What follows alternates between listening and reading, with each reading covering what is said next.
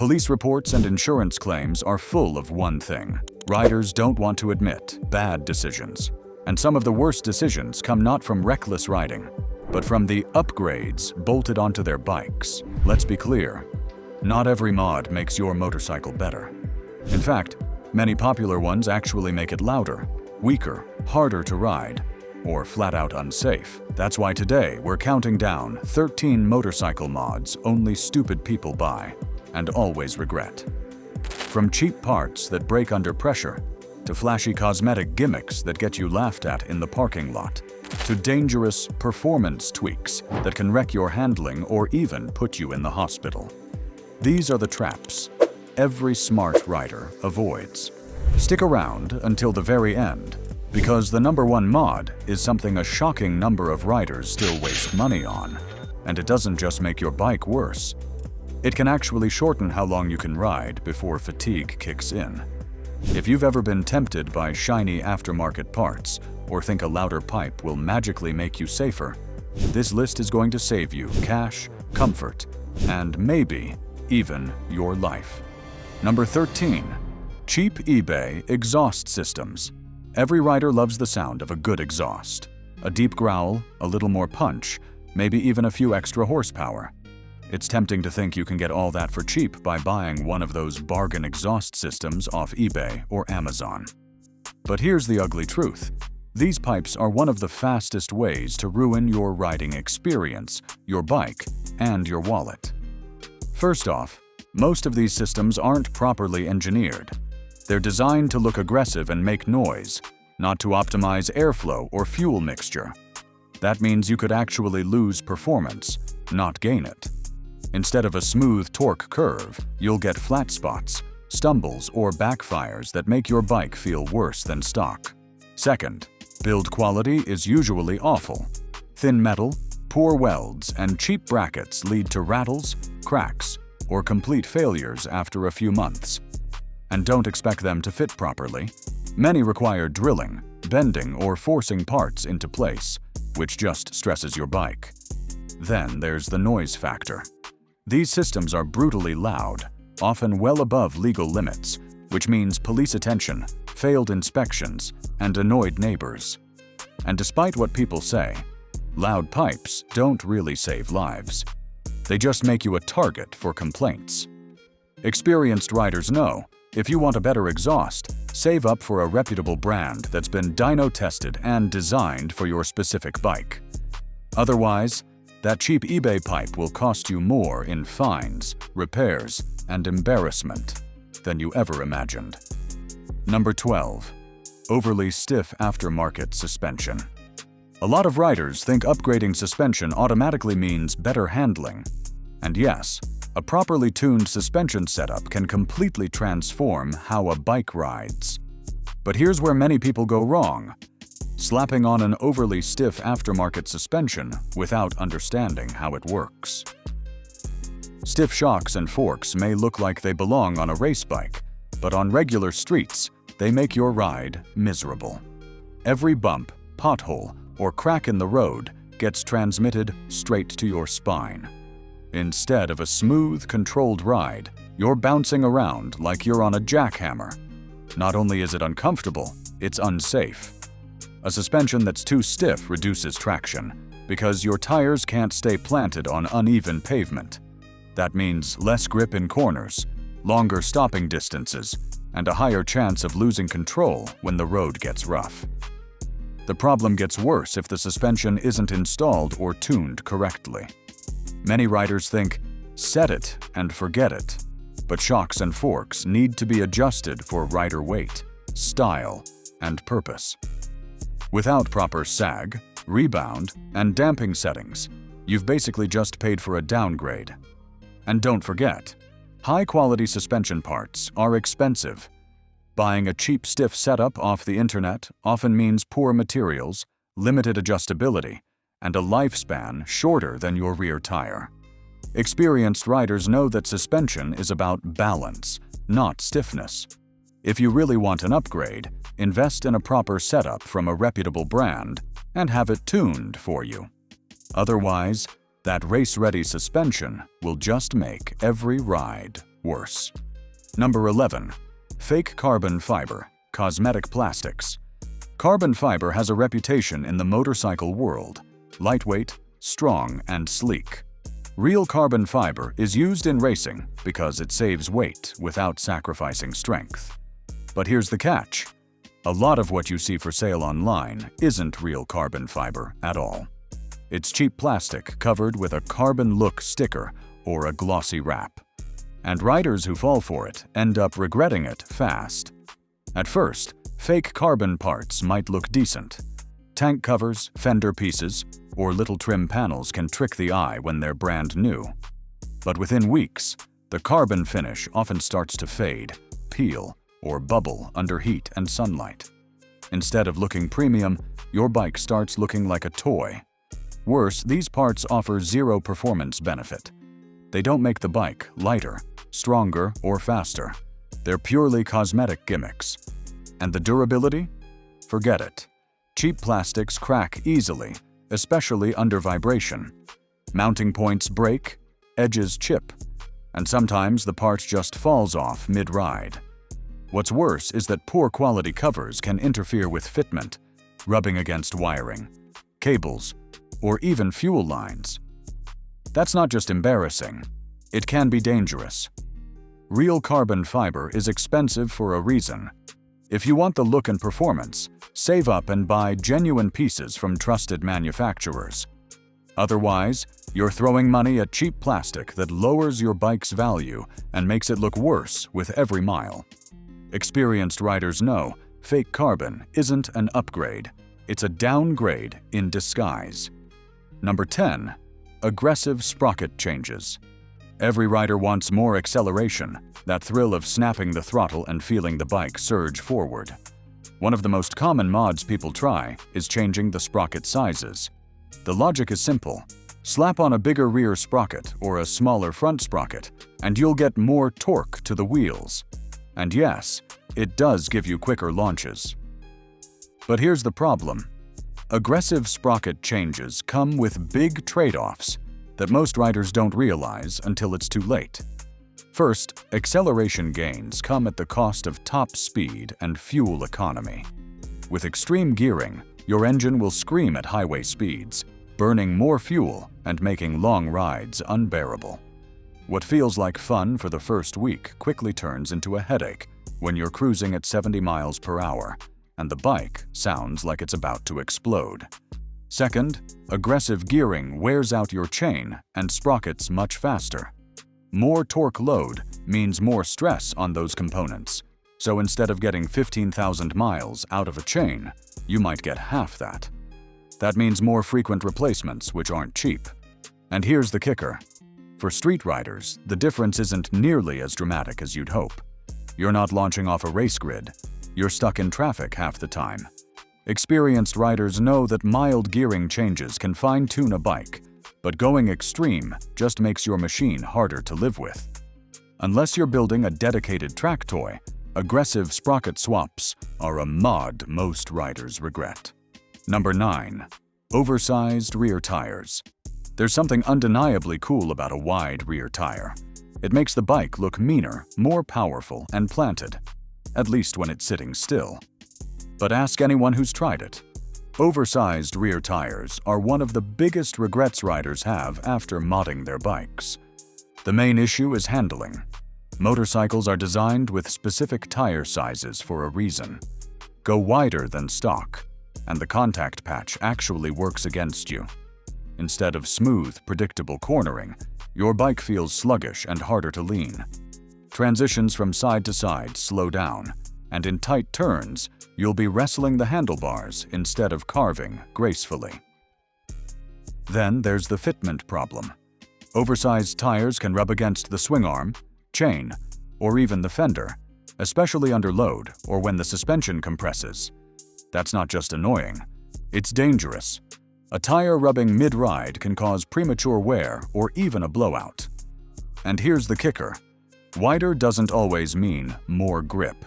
Traction comes from the tire compound and design, not just sheer width. In many cases, you'll end up with less effective grip, especially in the rain.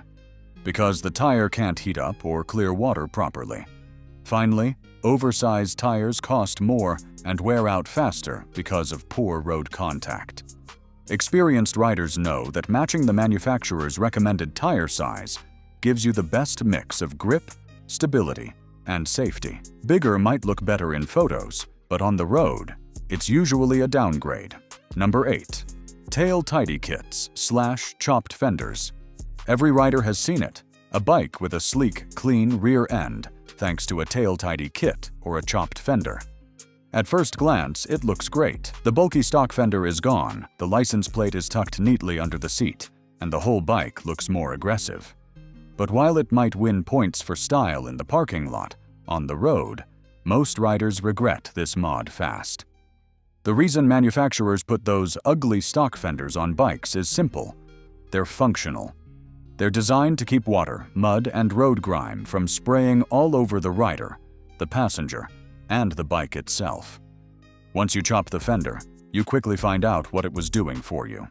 Suddenly, the back of your jacket is soaked every time it rains, your passenger gets blasted with mud, and the underside of your bike collects dirt like a magnet. On top of that, poorly designed kits often relocate the license plate to awkward spots that attract police attention. Many setups also don't include proper lighting for the plate, which can get you pulled over or even fined. And durability? Cheap kits vibrate loose, crack, or send your plate flying onto the highway. Experienced riders know the truth.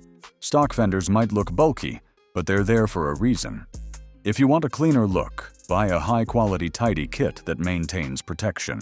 Otherwise, you'll just be scrubbing mud off your back every time you ride. Number 7. Clip-ons on non-sport bikes. Clip-on handlebars are a staple of sport bikes. They're low, aggressive, and designed to put the rider in a tucked racing position for maximum aerodynamics. On the track, they make sense. But on non-sport bikes, installing clip-ons is one of those mods that looks cool for about 5 minutes, then quickly turns into pure regret. The problem starts with ergonomics. Standard bikes and cruisers are designed for upright comfort. Swapping to clip-ons forces your body into a hunched-over riding posture, putting extra strain on your wrists, shoulders, and back. What feels sporty in the driveway becomes painful after just 30 minutes on the road. Long rides turn into torture sessions, and commuting becomes a daily chiropractor appointment. Handling also suffers. Non-sport chassis and suspension aren't built for the riding geometry that clip-ons demand. That mismatch can make steering twitchy, cornering unpredictable, and braking feel awkward. Instead of sharper performance, you get instability. Then there's the installation headache. On many bikes, switching to clip-ons means rerouting cables, adjusting brake lines, or even cutting into your fairings. It's rarely a simple bolt-on swap, and the results often look hacked together rather than factory clean. Experienced riders know, if you want the aggressive sport bike feel, buy a sport bike. Forcing clip-ons onto a bike that wasn't designed for them usually leaves you with less comfort, worse handling, and a project you'll regret every time you ride. Number 6. Loud safety pipes. You've probably heard the phrase, "loud pipes save lives." It's one of the most common justifications riders use when swapping out their stock exhaust for an ear-splitting aftermarket system. But here's the harsh reality. Loud pipes don't actually make you safer. In fact, they're one of the most regretted motorcycle mods out there. Let's break it down. The logic behind the saying is that if drivers hear you coming, they'll be more aware of your presence. But studies and real-world experience show the opposite. Most of the sound from a motorcycle exhaust projects behind the rider, not in front where it could alert drivers who might pull into your lane. By the time a driver hears you, you've already passed. Instead of increasing visibility, loud pipes mostly just irritate pedestrians, annoy neighbors, and attract police attention. Many regions have strict noise laws, and riders with obnoxious pipes often end up with tickets, failed inspections, or even their bikes impounded. And then there's the ride itself. Constant droning on the highway can cause fatigue and even long-term hearing damage. What started as a safety upgrade ends up making riding less enjoyable. Experienced riders know that being seen is far more important than being heard. Bright riding gear, auxiliary lights, and smart lane positioning do far more for safety than a deafening exhaust ever could. Loud pipes might get you noticed, but not in the way you want. Number 5. Cheap LED auxiliary lights. On paper, auxiliary lights sound like a smart upgrade. Extra visibility at night, a tougher look during the day, and maybe even better safety in traffic. But when riders go for the cheapest LED kits they can find online, they almost always regret it. The first problem is blinding other drivers. Many of these cheap lights aren't properly engineered with beam patterns in mind. Instead of focusing light where you need it, on the road, they scatter it everywhere, creating glare that dazzles oncoming traffic. Blinding a car driver doesn't make you safer. It makes you more likely to get hit. The second issue is wiring. Budget light kits often come with thin wires, flimsy connectors, and no real instructions. Riders end up splicing into their bike's electrical system in ways that can drain the battery, blow fuses, or even cause fires. It looks like an easy DIY project, but a few weeks later, you're troubleshooting why your bike won't start. Durability is another letdown. Cheap LEDs tend to fog up, flicker, or just die completely after a few months of vibration and weather exposure. Instead of a rugged lighting system, you're left with useless junk bolted to your bike. Experienced riders invest in quality lights from trusted brands that design their products for motorcycles, not lawnmowers. Good auxiliary lights improve visibility without blinding others and can last for years. The cheap ones? They're just a glowing reminder of money wasted. Number 4. Aftermarket handlebars. Too drastic. Handlebars are one of the most noticeable parts of a motorcycle, and swapping them can dramatically change how your bike looks and feels. That's why so many riders get tempted by ape hangers, ultra-low drag bars, or other extreme aftermarket setups. But here's the truth. Unless they're chosen carefully, drastic handlebar changes are one of the most regretted mods out there. The first issue is ergonomics. Handlebars control your riding posture, and going too extreme, whether that's sky-high ape hangers or bars so low they scrape the tank, puts your body in awkward positions. Your wrists end up strained, your back sore, and your shoulders tight after just a short ride.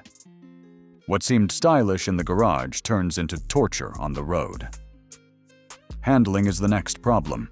Manufacturers design bar geometry to balance leverage, control, and comfort. Swap to bars with the wrong width, rise or sweep, and suddenly steering feels twitchy or sluggish. Cornering confidence drops, and in emergency situations, the lack of proper control can be downright dangerous. Then there's the hidden cost. Extreme handlebar swaps often require longer cables, new brake lines, or modifications to the bike's wiring harness. That means extra expense and complexity most riders don't plan for. Experienced riders know that subtle handlebar changes can improve comfort and control, but going over the top usually ruins both. If your bars make your bike look cool, but make it painful or harder to ride, that's not an upgrade. It's a downgrade you'll regret every mile. Number 3. Oversized windscreens, cheap aftermarket screens. A windscreen upgrade sounds like a smart move, less wind blast, more comfort, and better aerodynamics. But when riders go overboard with oversized or cheap aftermarket windscreens, the result is often worse than stock. What looks like an upgrade in the garage quickly turns into one of the most frustrating regrets on the road. The first issue is buffeting. Oversized windscreens often push airflow directly into your helmet, creating turbulence that rattles your head at speed. Instead of smooth wind, you get constant shaking, which is exhausting on long rides. Some riders even report headaches or blurred vision after an hour of highway buffeting. Then there's vibration and noise. Cheap screens made from flimsy plastic tend to rattle against the fairings, flex in crosswinds, or even crack after a few thousand miles. Add in the annoying wind noise they create, and you'll wish you kept the stock setup. Fitment is another common headache. Many budget screens aren't molded precisely for your bike, which means gaps, uneven mounting, and stress on your fairing bolts. What should be a bolt-on upgrade ends up looking sloppy and unstable. Finally, the aesthetics often disappoint. Oversized screens can dwarf the bike's lines, making it look awkward and bulky rather than sporty or clean. Experienced riders know that a windscreen should be chosen carefully, not just for looks, but for tested aerodynamics and durability.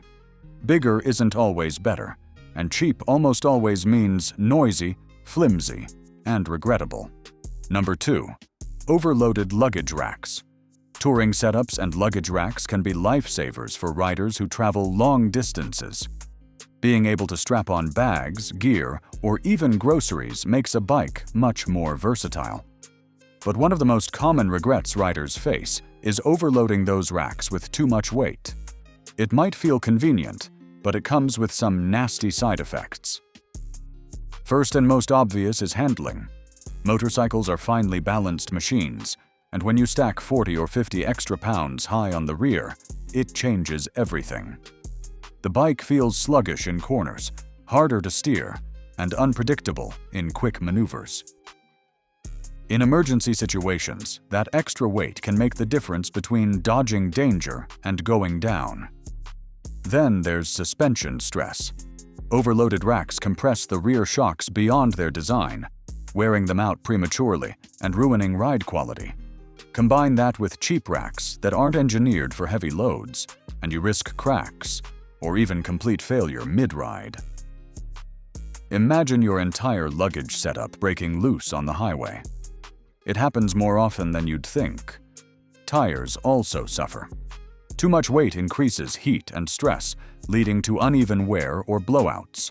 That means replacing expensive rubber far sooner than planned.